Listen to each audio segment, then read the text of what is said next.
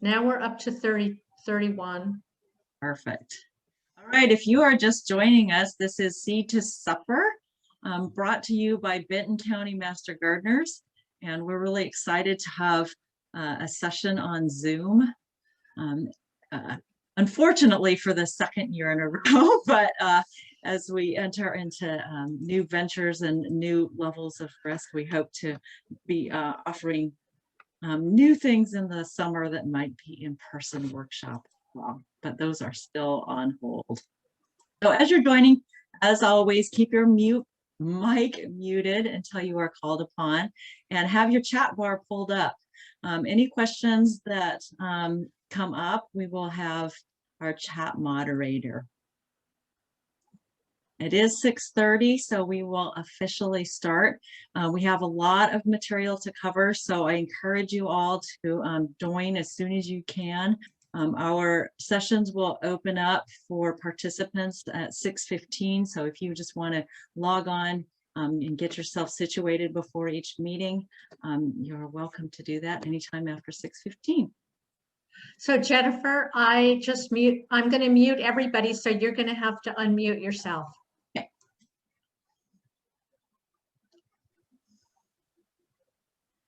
So we will be having chat questions.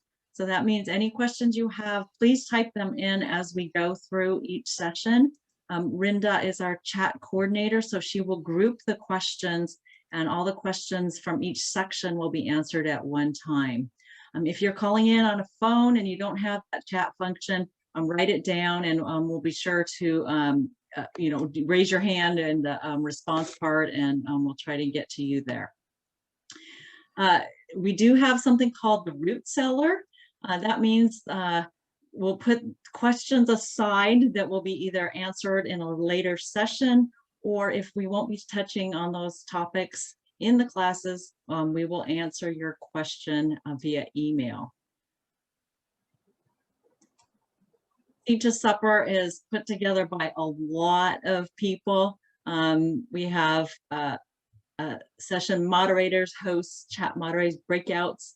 We're trying to make things more interactive this year, so you will have a chance to weigh in as well. So if you see a poll or a breakout, please participate. We want to hear and see from you. Tonight's topics are garden planning and site considerations by Frank, and consider containers and making garden beds with Cheryl. We have a total of four sessions. This is the condensed version you are participating in. So we will have 2 classes this week and 2 classes next week. And hopefully you will have a few more tools in your armamentarium, so you can get out there and get ready to garden.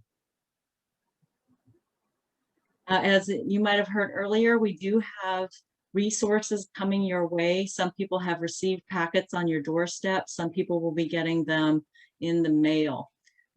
You'll get a Seed to Supper guide, and we did send out a link earlier. I will send it again tonight with a PDF for the guide as well.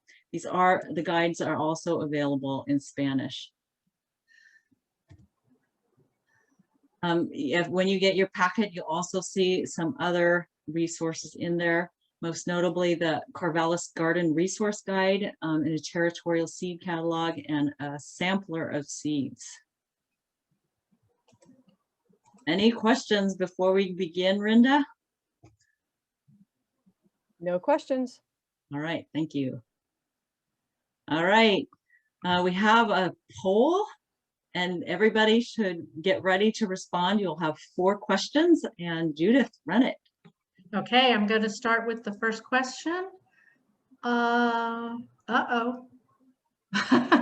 Now it says it won't work. Frank, does it work for you? Let me try here. Let's see, polling. Yes, let me go ahead and launch it. Okay, thank you, Frank. Launching question 1.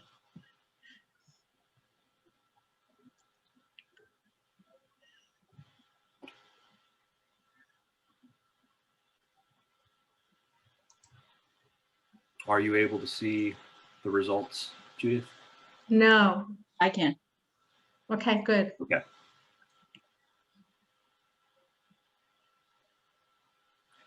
Okay, it says we got about 77% or 80% have voted. So this is,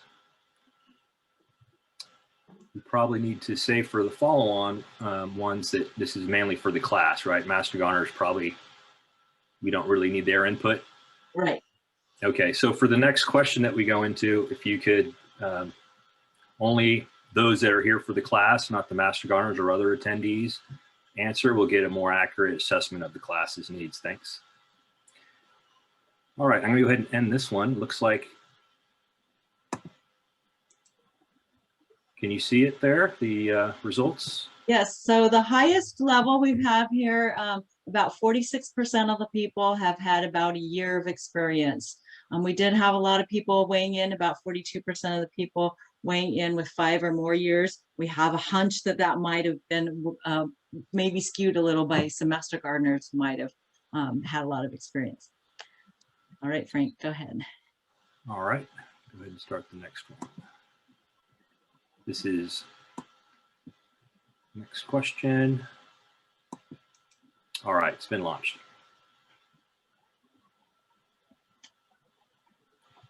I'll give everyone about 30 seconds before I end it.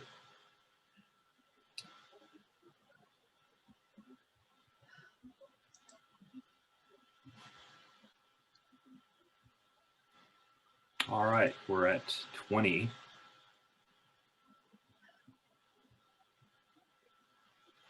All right, 30 seconds has expired. I'm gonna go ahead and end it now. All right, so which of the following best describes the type of garden you are hoping to utilize this growing season? 62% of you said backyard space, 29% says container gardening, community garden 5%, and other 5%. Thank you. Frank, next question. All right, next question. All right. Go ahead and start. You got 30 seconds.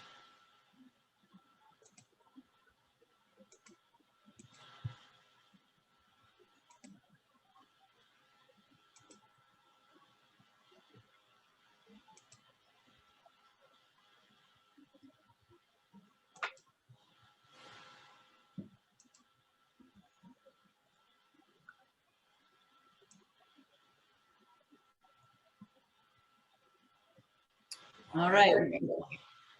What is your vegetable gardening goal for this growing season? This is multiple choice, so the answers are going to be a little more varied here. Want to learn to grow my own food for the first time?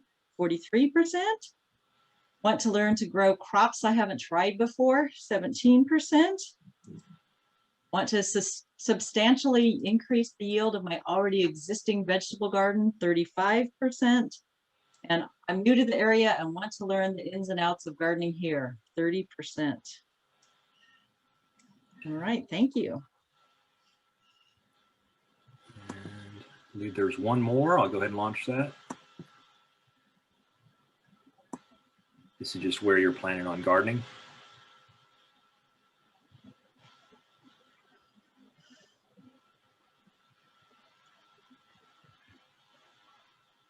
So far, it looks like good news. Corrales and Willamette Valley.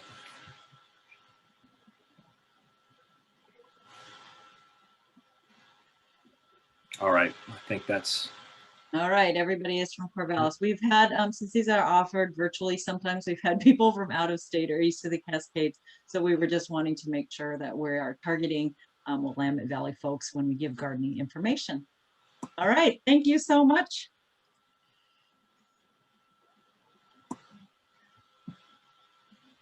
Okay. That's the end of that. All right. So we have 3 main sections tonight, or 4, depending on how you count it. And Frank, take it away on talking about preparing to garden. All right.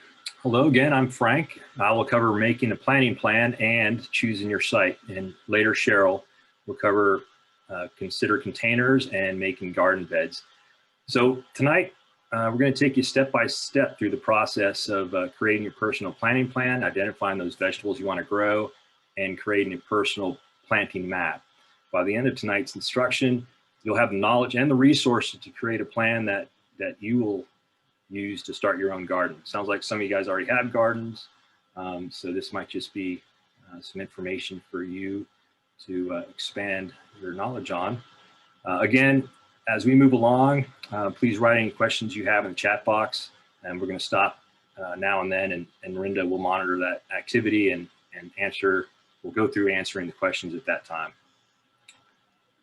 Next slide.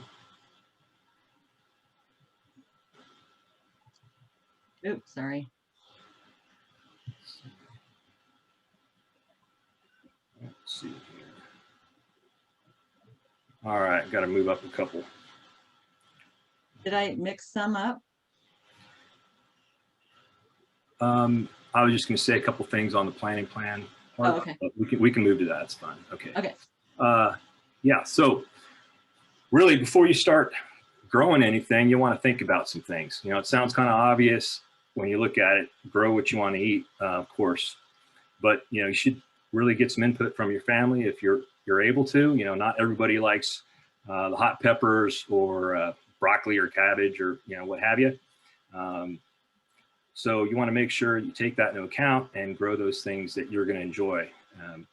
Also, everyone's here in the Willamette Valley, so you know that there are a lot of things that grow here, but you need to make sure that you're picking those types of plants that you're going to have success with, or higher chances of that. And we've got a great chart that we'll get into soon that will help with finding some of that out. Next, not everyone has unlimited amount of space.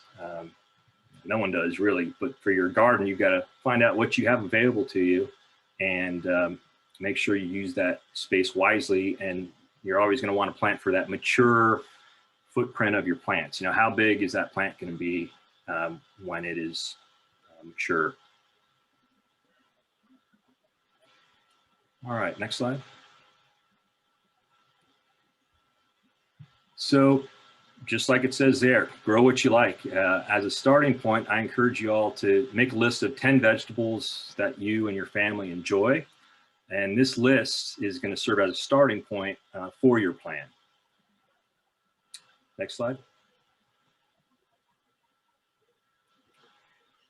All right, so once you get that list of favorite vegetables, it's time to narrow it down, okay? First, let's take a look at one of the resources in this chapter.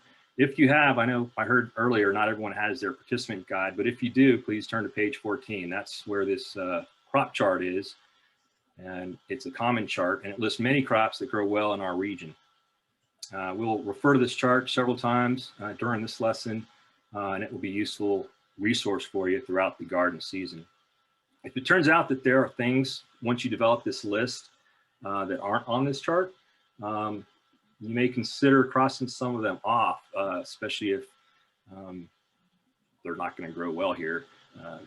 Sweet potatoes are a favorite of many. Unfortunately, our climate doesn't generate enough heat to really grow those well. So, do yourself a favor and try to choose some of those plants on this chart that will allow you to have a higher chance of success.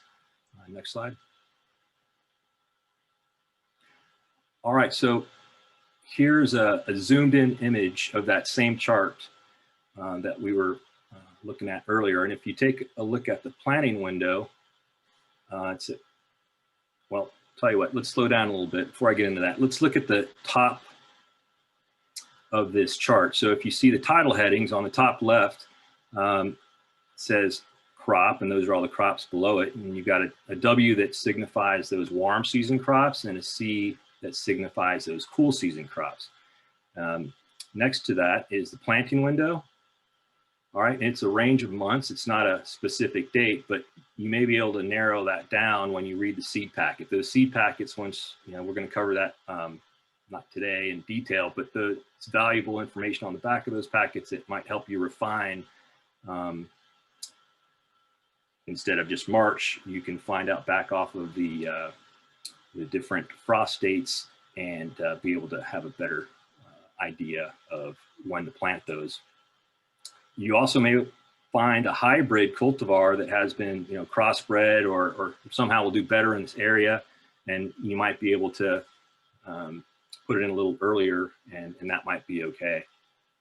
So let's take a look real quick up here at the chart. You can look, it says now it's March, so let's take a look at what we can grow in March. There's a variety of cool crops that can be planted now. You've got those basil, beets, broccoli, carrots. Those are just a few there that were in that proper planting window. You need to make sure you take those planting window recommendations with some caution. Let's take a look at basil real quick. You can see that the basil, it's considered a warm season crop, and it says, yes, you can plant it in March. However, if you do direct seed it, transplant means you want to plant something that is not, it's already grown a little bit. It's, smaller plants already got some roots, and when you put it in the ground, it's a little more mature. So that's how you would want to plant that basil in March. If you direct seed it, you're not going to likely generate enough heat. It's that overnight temperature that will prevent that from happening. So just take that as a tip as you move along. Again, this chart's general, there's a little flex, and those seeds will help you. So let's say you decide to grow some basil, and when you initially get that basil, it's probably going to be about 2 inch by 2 inch, a real small pot. And by the time it's grown, you need to have at least a 12 inch by 12 inch footprint. That's how big you can expect that plant to grow. And there's some cultivars out there, basil, that's probably the minimum 12 inch by 12 inch, because there are some cultivars that will grow a lot bigger than that.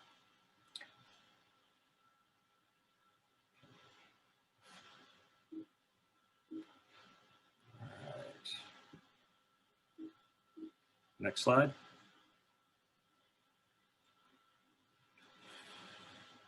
All right. So if you take a look at this, you've got a great example of the footprint required for a mature tomato plant. A lot of us love growing tomatoes. I sure do. And this chart here is listed, the example is on page 11 of your participant guide. Traditionally, when you receive that tomato plant at the beginning of the season, just like that basil was really small, it might be a 5 inch by 5 inch start. At the end of the season, when it's full of fruit, it could be up to a full yard square, and that's trellised. Takes up a lot of space. So you've got to make sure that you consider that when you're growing that plant. This is probably one of the bigger plants that most home gardeners would grow. There's a couple other tall type plants, but this is a favorite of many. So we're going to be stopping for questions and answers soon. If you have any questions, make sure that you submit those in the chat.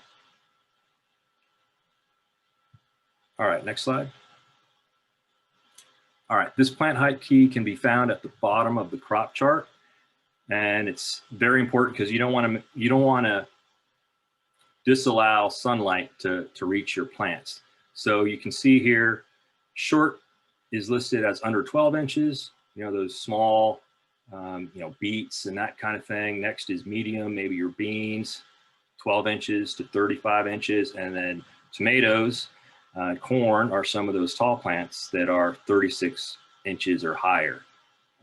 So you want to make sure that you're taking that's a big part of this whole putting your plan together, is making sure that you're putting the right plant in the right space to get the sunlight that it needs.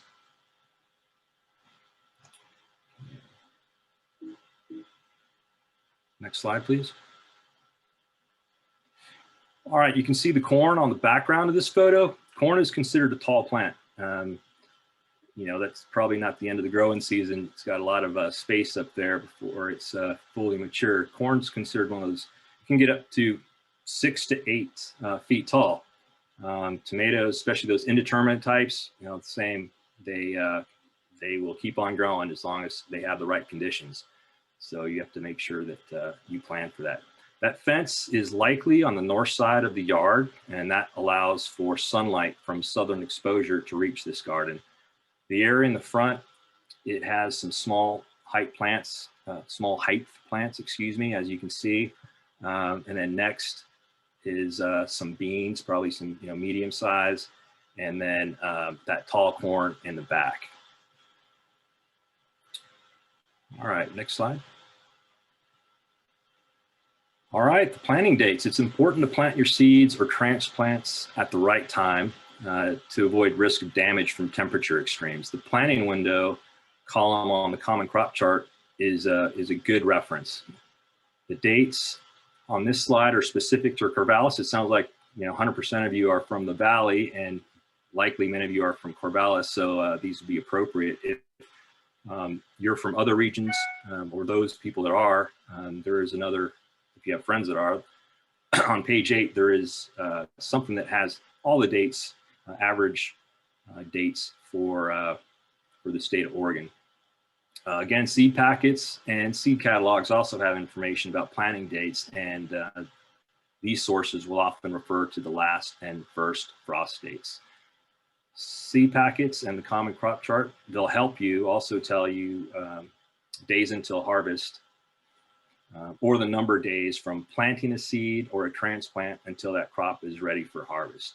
This helps you to plan around the first frost date. For example, let's say you're going to grow tomatoes. You need 80 days before they are ready to harvest. And that first average frost date is only 50 days away. That could be a problem. Your crop will not have enough time to mature before the frost hits, and likely you're not going to have those big, beautiful red tomatoes that you're probably going for. All right, next slide. How big should your garden be? That depends on your answers to these questions. Why are you gardening? Are you gardening just to feed yourself? Are you going to feed your family as well? Planning on feeding your community? I think a couple of you are planning on helping out in some community gardens. That's great. Will your garden also be a play space for your kids? Do you have young kids? That's a great opportunity to have them get involved and do what they can. May want to set up a little space off to the side so they're not, creating too much damage, but they could help you and have a good time, and maybe do some tasks that would keep them engaged and help you out. Next, how much time do you have to spend gardening? You need to be realistic about this. How much time do you really have? When the season starts out, many of you already know, it's not a whole lot of work, but as you get deeper into the season, you gotta, maintain that garden. You gotta water that garden. You gotta harvest, and everything gets big, and the sun's coming down hard, and you need to make sure that you are realistic about that. All right. Next, how much room do you have? I'm sorry. Let's see. Yeah, having access to a large area, for one, doesn't mean that you need to grow a large garden. Remember, a small weed-free garden produces more and will give you more pleasure than a large weedy mess. Start small. You can always increase the size of your garden the following year, but start small and you'll be better off. All right, Rinda, do we have any questions at this point? We do have a few questions. I want to offer a couple of clarifications for everyone, though. First, I put a link in for the common crop chart. For anybody who does not have their materials yet, you could get a chance to see what Frank was talking about. And so you could click on that link, and that can get you to it. It's hard for me to talk. And then the other thing is, there was a question in there that was already answered about community gardens and a list. And in your resource guide, when you get those materials, that information is in there, and contact information is in there too. And so I believe Judith answered that. So thank you for that. Yes, Frank, the first question that I think I could present to you is on the chart and the dates there. Is that from seed or from transplant? Okay, well, let's go back to the chart if we can. And I can show that, but basically there is a column that, well, right here is got transplants. There are some direct seed. I know this doesn't have it. Basically, it's from when it gets in the ground. And, you know, those seed packet might have, you know, more details on that. But does anyone else have any, Yeah, it is. runners have any input on that? Go ahead, Leah. Oh, I was going to say it's a great question because seed packets don't always explain that really well. But a lot of the plants that you do direct seed, like your beets or lettuce, will give you days from seed that you put in the ground, like Frank says. But then things that you usually put in the ground as a plant because they need warmer growing conditions as a seed, like tomatoes and eggplants and peppers, they'll give you the day from transplanting. So it's not consistent across the different varieties. I think the most useful thing to remind you is just a relative number of days. It's not going to be exact for anything, but like Frank was giving examples of tomatoes. Some tomatoes will say 60 days, you know, that typically is those little cherry tomatoes. And some will say 90 days, and those are usually those big heirloom ones. So it might not be exactly 60 or exactly 90, but it just gives you an idea of how long and which ones will mature more quickly than others. Thank Okay. you. But The next question. It was kind of addressed in the chats with some other people responding, but just to clarify, basil, what is the best time to put it outside? We saw responses when the weather is warmer. Is there a certain temperature? well, yeah, temperature, soil temperature does matter. And, you know, there are some things that you can do, you know, if you've got a raised bed, it'll usually be a little warmer than in the ground. You know, where is it placed? But yeah, I think around 50 degrees is about right for that, for soil. And, but yeah, again, I encourage you to put those starts in if you're going to start putting them in March instead of the seeds, direct seeding. Okay. Thank you. I think there are some questions in there, and then they're getting some responses back to them already. So we will address container gardening in just a little bit. There was a question about starting peas. I think we could already start them now. You should have heard our conversation at the very beginning. So do you want to respond to that? Oh, Yes, it looks like Lynn absolutely. just did. Mhm. Yeah, it's a great time to grow peas. I know this chart here that you can see, it's kind of cut off, but the actual page does have peas listed, and now is a great time for peas, absolutely. Yeah, direct seeding them is the way to go. And some we were talking about earlier as well. I mean, some people will soak the seeds, but really around here, it's pretty wet. You know, the ground has been pretty wet, and if you put them in the ground when it's wet, usually you'll be okay. It'll take a while. Sometimes it takes, you know, a couple weeks for them to come up, and just try to be patient. But absolutely, I've been growing peas, and there's some great cultivars for this area. All right, thank you for all your questions. We'll move on now to choosing a site.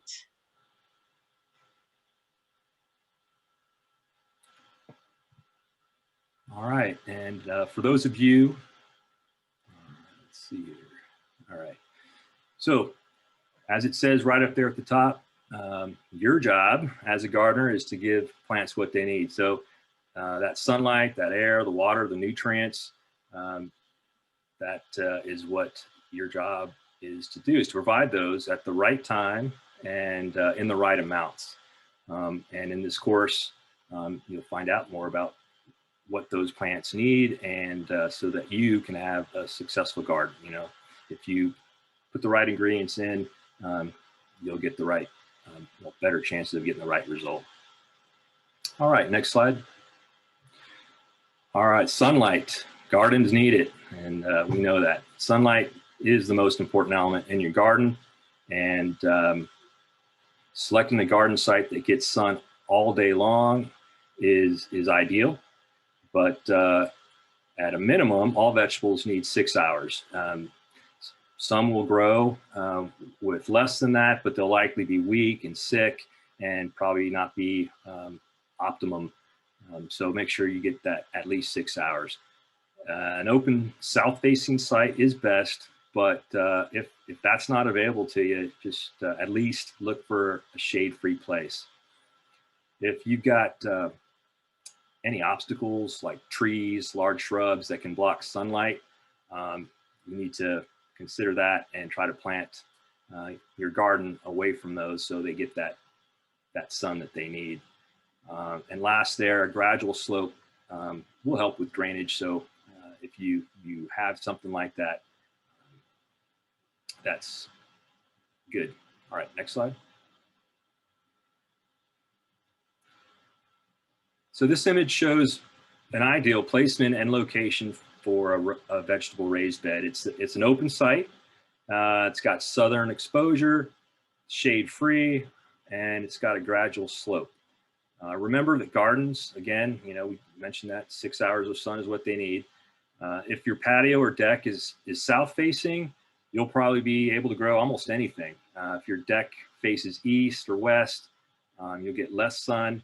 So you may have trouble with those peppers, tomatoes, eggplants that really love the sun. If you have a north-facing patio or anything that gets less than 6 hours of sunlight a day, you'll probably be limited to growing those greens, lettuce, and root crops that are okay with a little less sunlight and cooler areas. Remember that soil, plants, and water can get very heavy, so be sure that your patio deck can support that weight if that's where you've got them. If your garden is in the drip line of the roof, and that's basically where the water will drip off, it will be difficult to make sure it gets the right amount of water. So it's best that you get that away from the drip line, and that way it'll get the water it'll need. Because container gardens are often limited by space, grow things vertically to save space. This would work for peas if you plant them in containers, pole beans, cucumbers, really work well. Plant your tall and trellis crops like corn and tomatoes on the north side of the garden so that you do not shade shorter vegetables. You want to plant those shorter vegetables to the south side of your garden, just like here in this chart in that raised bed. And those shade tolerant plants, you should plant under those tall plants. Next slide. All right, first, you need to get to know your soil. You'll receive more in-depth soil information next class, but for now, here are 3 suggestions. Drainage. Soil should be loose and well draining. When soil doesn't drain well, it stays wet late into the spring, and it really makes it hard to grow those early season vegetables. Standing water also not good. If your soil is heavy and stays wet long after rain stop, you can grow vegetables in raised beds instead. Raised beds will not only be better drained, they'll also warm earlier. So that's why those raised beds will help you with that, and as well as the drainage. Cheryl will talk more about raised beds here shortly. All right, next, weeds. I know that last bullet's probably like, what? Who would have thought that weeds are a good sign? But they show that your soil can support plant life. So the healthier the weeds or grass growing on the site, the better the soil will be for vegetables. All right, next slide. All right, a couple other considerations to take into account are natural breeze and convenience. So where there's good airflow, you'll have less of a chance of getting some of these diseases that come about when you've got stagnant, humid, warm type of air. That breeze helps prevent things like tomato blight, mildew on squash, or mold on green beans. So having a place with a natural breeze would make one of those contributors to a good garden location. Out of sight, out of mind. You want to make sure you're able to see or visit your garden every day. So make it convenient to plant, maintain, and harvest. You know, is it easy to get out there? Is it easy to get to your tools? Where is the hose? Right? Do I have a hose that's long enough to get where it needs to be? So, you know, make sure that you put that garden where it's easy to access, and you can access all those different tools and things that you will need to maintain your garden. Okay, next slide. Okay, this is the problem spot here. These low areas at the base of a hill or at the foot of a slope that are bordered by a fence, not a good area. Should avoid that. That cool air tends to settle in these areas. It can injure your plants, so not good. Areas near creeks, because the soil may be too wet and the garden could flood in heavy rains. You want to avoid those areas. I know we just said earlier that breeze is good, and it is, but extra windy areas, those areas that, you know, are very open, you might get a lot of wind, and it could damage your plants, you know, stress them, and could be a problem for you. Next, soil along buildings or under gutters might contain lead paint. There's, you know, a lot of older homes here in the valley, and some of those have lead. It is toxic and sometimes can contaminate the soil. So if you have any knowledge of any other contaminants haven't been used in your proposed area, you know, you probably know what's been going on in your yard, what might have been there possibly, or what it was used for, what that area was for. Maybe worth testing the soil if you're not sure, to make sure that you're being safe about this. All right, this concludes the choosing your site topic. We will now watch a garden planning video that one of our master gardeners made. All right, please direct your attention. Do you want me to launch it, Jennifer, or are you going to? Let's see if I can click it and get it going. Yeah, if you can get it, that'd be great.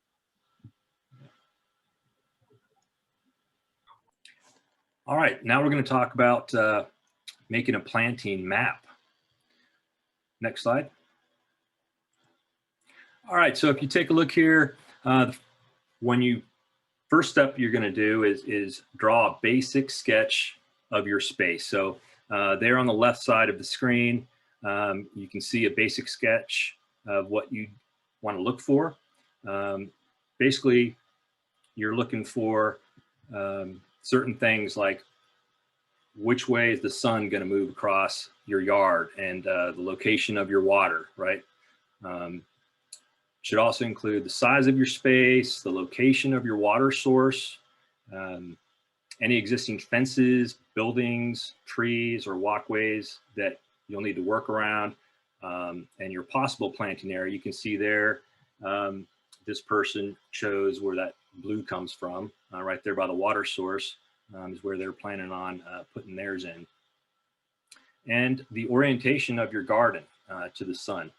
If you put the north, south, east, west on there, that will help identify which way it's going to come.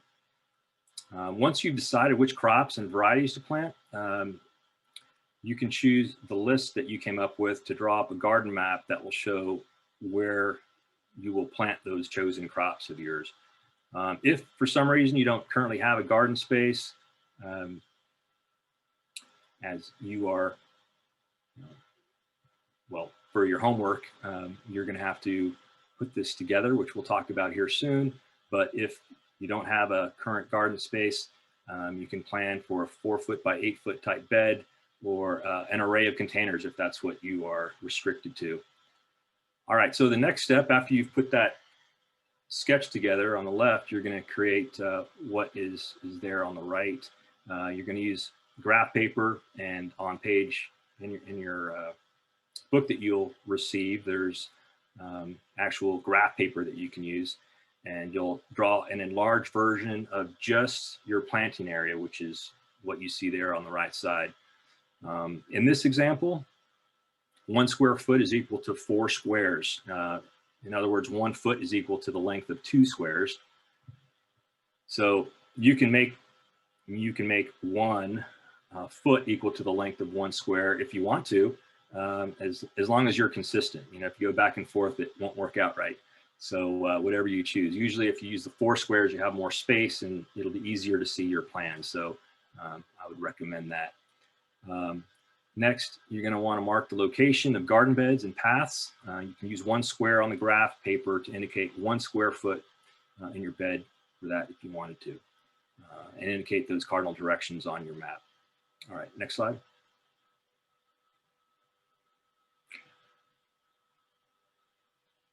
All right, so once you've mapped out your planting area, you can start thinking about how to place those crops from that personal planting plan list of vegetables that you put together, and put them into your personal planting map, which is what's there on the right. You're going to use that rough sketch that you made earlier, that you will end up making, that you saw in that last slide on the left, and make sure you're planting those crops in those best locations. Once you've considered all those different things that can affect your vegetable area, then it's time to start putting things down. For example, you want to plant those sun-loving crops out of the shadow of buildings or trees, right? You want to make sure that they're going to get that sun that they need.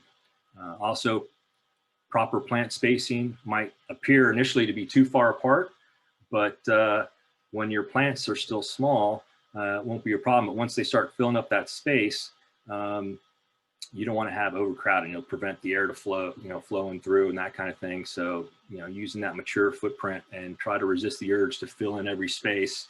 Like my wife tries to do sometimes is, hey, here's some space, let's put something in there. So you want to make sure you're careful with that. Proper plant spacing is important. So make sure you're looking at that. All right, next slide. All right, this is just a quick example. What we gave you, ultimately, we want you to have the best plan for you. So it's a personal planning plan. The more you put into this, the better off you'll be. Once you consider all these different things, remember that job as a gardener, making sure that they're getting the right things at the right time, the proper amounts. Well, when you set the plan up and you do all the research, it'll help you get there. Here on this quick Frank, sketch. excuse me, Frank. Yes, we are running about 5 minutes slow, so Okay. maybe we can skip these couple slides. Yeah, absolutely. Let's go to the homework slide. Okay, so don't get too worried. All right, you will receive some homework assignment, and this is it. There is a worksheet, basically. Well, I'm sorry, not a worksheet, a handout that has all the details step by step of how to complete the tasks. And basically, the first submission date for you all will be on. It says Tuesday there, but that's a misprint. 11 March is correct. Basically, your next class date, the next session, which is on Thursday, 11 of March at noon. We're requesting that you create that basic sketch that looks just like that on the right, and all the details in the handout for step 1 will give those directions. And then the next submission date will be next week, Monday, March 15th, the day before your third session at 3 p.m. And that will be that final planning map of just your planning area, which is outlined there. You'll send that in by email to me, and then we'll get the opportunity to talk about this in breakout rooms, breakout sessions, and get some feedback from us from that basic sketch, and then it'll help you. You'll have over the weekend to put that other one together. So thank you very much, and that concludes my portion of the brief. Thank Jennifer, you. I put a link in for those pages from the participant book. Sorry, just in case people still don't get it. Thank you so much, Rinda. And we will send out those questions and those the instructions for homework, and those will get in your email in the next day or two. So no worries if we're running slow on that. We're going to skip over the Q&A. Hopefully at the end we'll have that time, but we'd like to switch gears a little bit and talk about containers with Cheryl.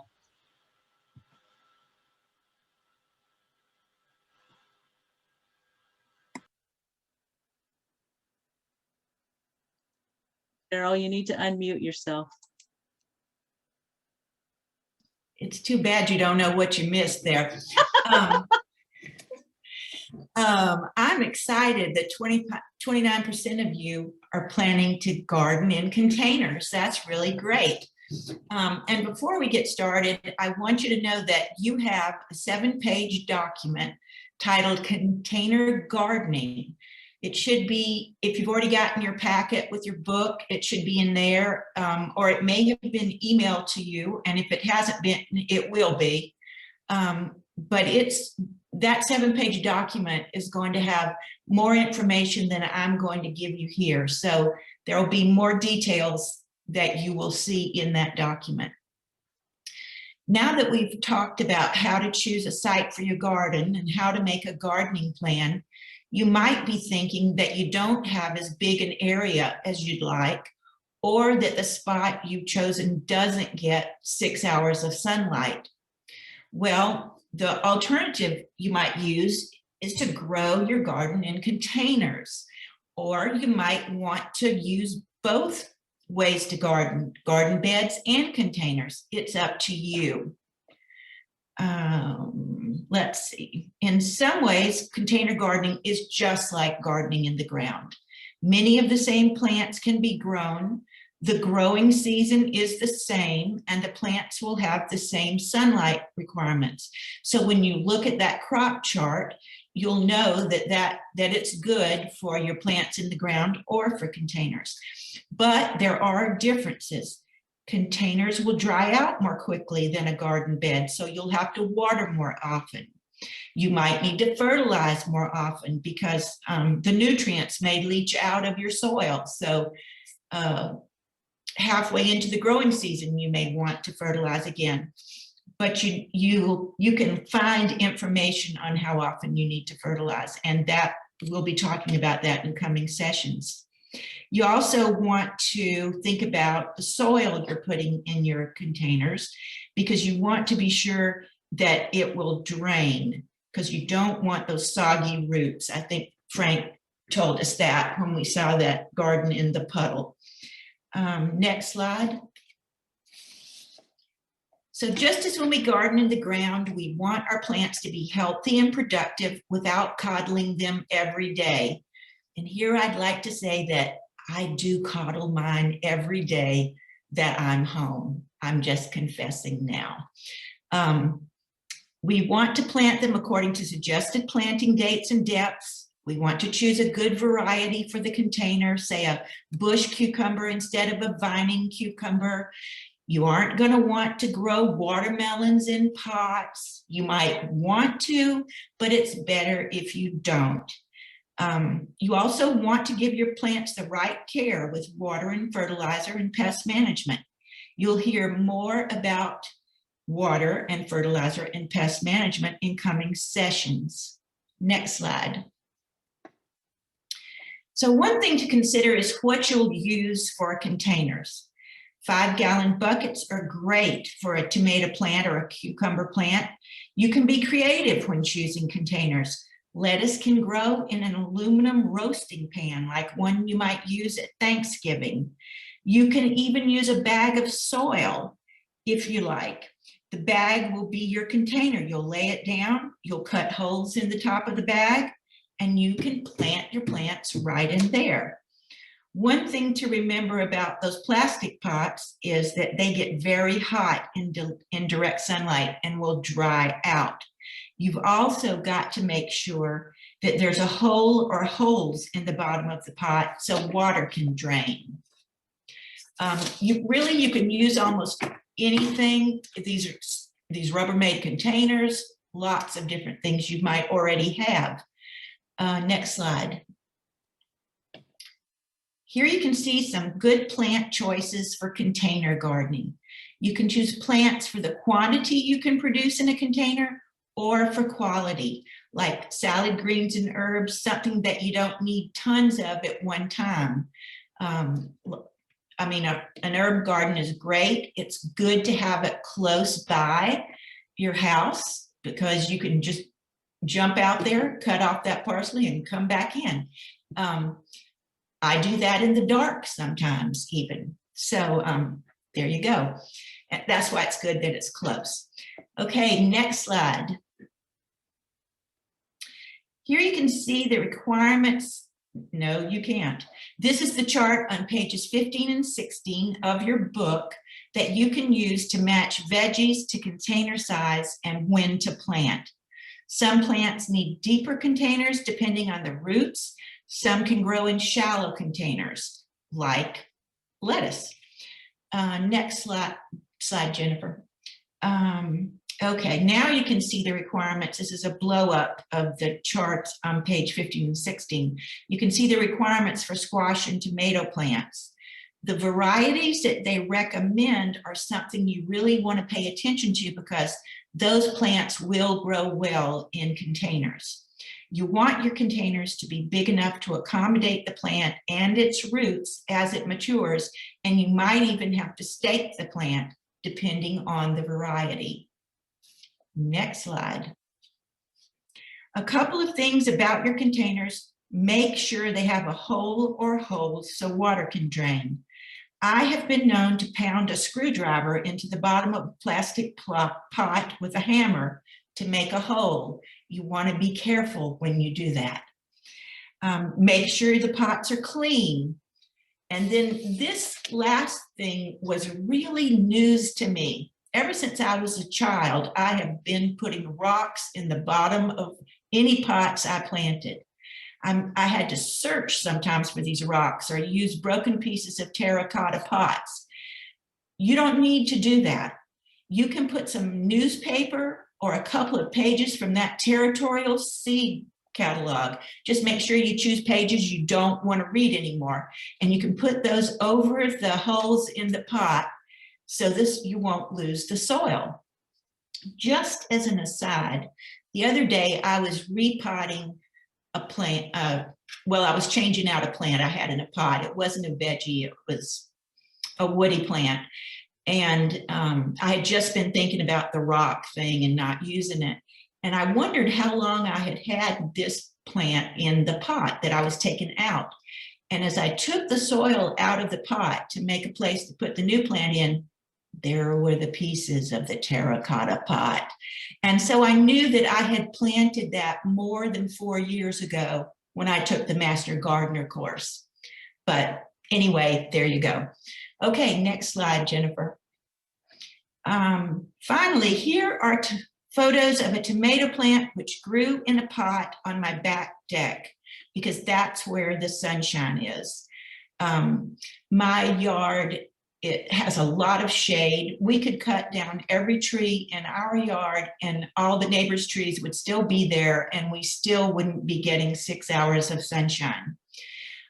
You can see on the pot on the left that it's on wheels, so I can move it if I need to. If I start out with it in one place and it's just not a good thing, then I move it. Pots can get very heavy, especially large pots. So before you put your pot on, as Frank said, before you put your pot on a deck or the roof, I've put pots on the roof. I will admit, when I first got here and there was no sunshine, I stuck the pot up there, which causes a lot of work when you want to water the plant. But anyway, and also the plant will fall off at times. But anyway, think about how much weight your pot will hold, especially after you water it. So you can see the plant on the right, and these are not the same plant. One is 1 year, the one on the left is the past summer. The one on the right is probably a couple of summers before, right when I planted it, and I went ahead and put the bamboo stake in it because I knew I was going to need it. Okay, we can go to the next slide. And here is my proudest container, my pot of strawberries. I think there are 4 plants in it. I honestly did not check the spacing chart, but you can see it's full and it grows lots of strawberries.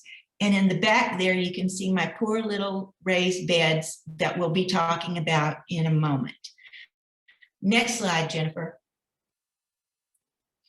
And this is my bowl of lettuce. I scattered those really tiny little seeds over the soil, and I practically didn't even cover them. And there's my leaf lettuce. When you're making a garden plan, I just want to say this, Frank also said it, when you're making a gardening plan for your homework, you can make yours using containers, taking into account container size for each veggie. So if you're strictly a container gardener, don't feel like you can get out of doing the homework.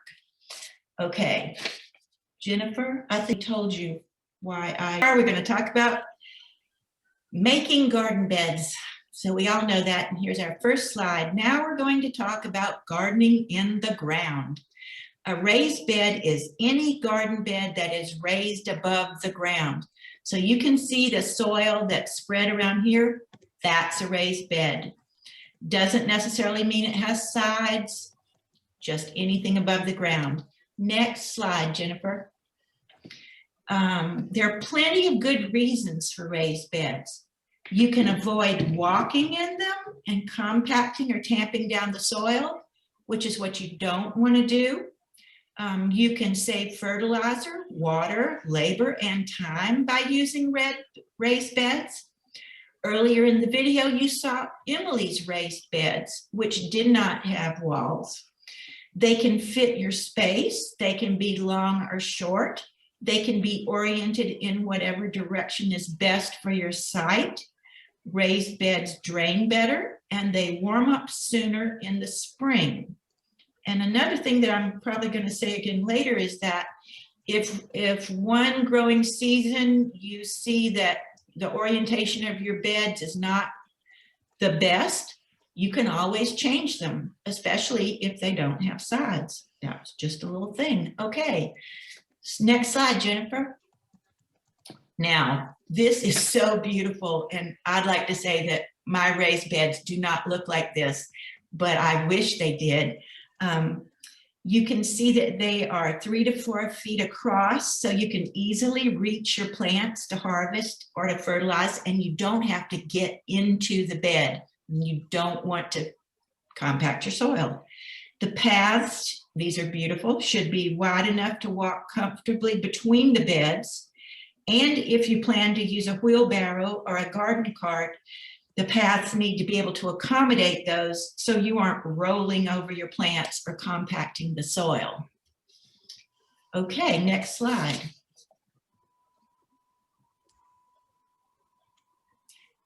Okay, so do you need those retaining walls? Remember we said a raised bed is any bed above the ground. You can make special shapes with your beds if you use walls. You can use some creativity with what you use for walls. It's amazing how great metal guardrails are with helping to warm the soil. If you happen to have any metal guardrails lying around your yard. I also just happened to see in something that came in the mail today, this store is advertising metal frames that you can get, which would kind of be like the guardrails, but the guardrails are just so much better. Okay, raised beds are also good if you have mobility challenges.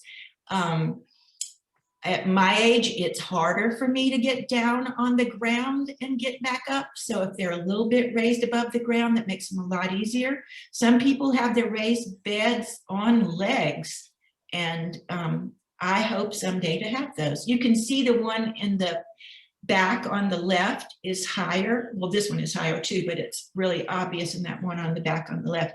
Those are the pros to raised beds. The cons are expanse, and they can serve as hiding places for slugs. Yes, my raised beds have slugs, large slugs. Okay, next slide. There are several methods for making raised beds. A basic method that you will find in your book, just with all kinds of exact things for you to do. Sheet mulching is a way that we're going to look at a picture of, and the no dig method could be your favorite after all. You see this where it says double digging down here? Double digging is really strenuous, And I think they talk about it in the book. So if you're just dead set on double digging, read it in the book, would be my advice, because I don't think you really want to do that. Okay, numbers. Next slide, Jennifer. So you will get good results if you use this method for the basic raised bed, but it is hard work. And you can see people they're using twine, and you've got dowels or bamboo pieces to lay out your bed, and then you layer compost and fertilizer and whatever. Those are really good things. Okay, but one thing about those raised beds with the walls, and maybe I said this, is you're not going to want to change the orientation. Pretty much once you've got them, it's going to be a lot of work to change that. Okay, let's go to the next slide. So these are the sheet mulched beds, and they're layered, as you can see, and you can read all about this in your book. And if we go to the next slide, you can see that there are bunches of layers, and this is in your book. So if you want to do this, you can do it. Okay, let's go to the, one thing I guess what I was going to say about this is it's also called lasagna gardening. So if you Google lasagna gardening, you can get a lot of information. Okay, Jennifer, next slide. So this is the no-dig method. You lay down cardboard or black plastic on your area and cover it with soil. I saw this today on, I'm not going to be able to think of the name of the street because I can never remember streets, but I thought I should have stopped today and taken a picture, so because I could show you the actual place where somebody is doing this in their yard. You lay down cardboard or black plastic, you put soil on top. The heat from the sun having the sun blocked will kill what's underneath.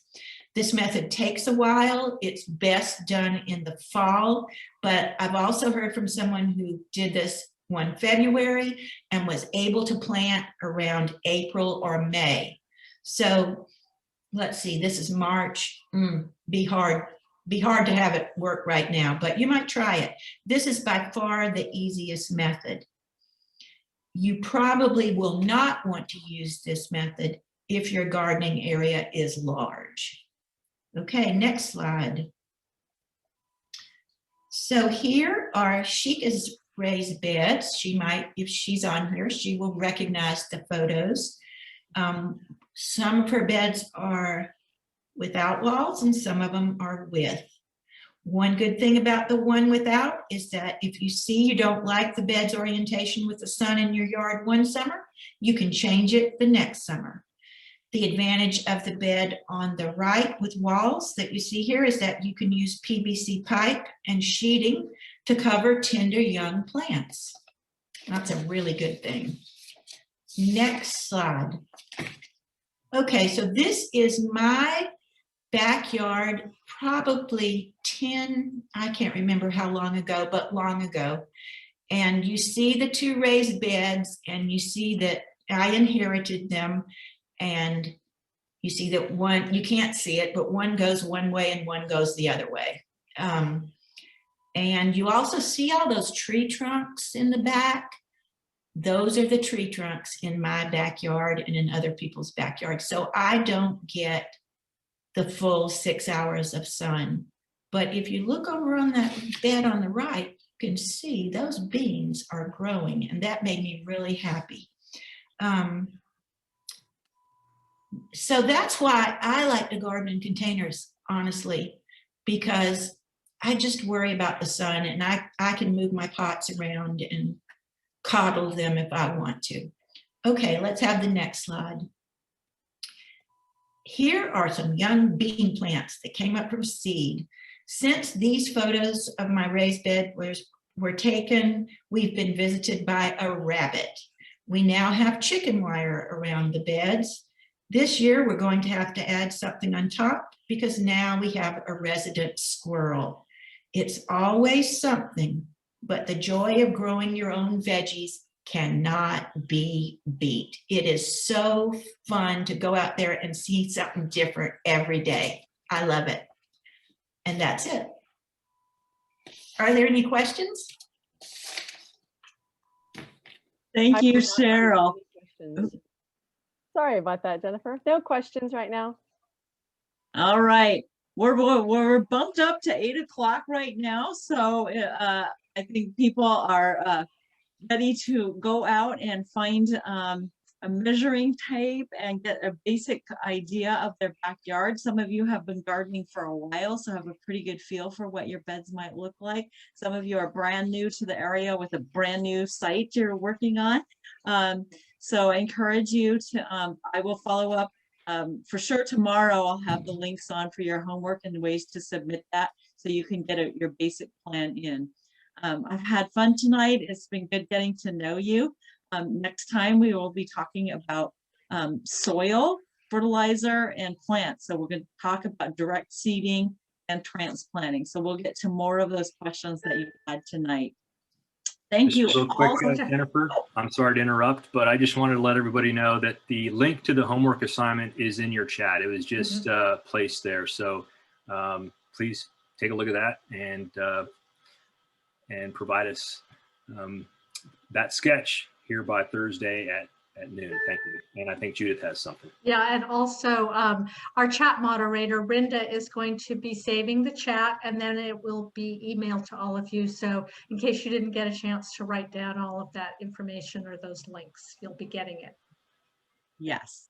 And if any of you who are here for the breakouts leading the breakout sessions, if I could have you stay on a minute or two, we'll do a little debrief and maybe write down some of the challenge and sites that our participants have so that the next breakout people in the next class can have an idea of what's stirring in our gardens. Thank you.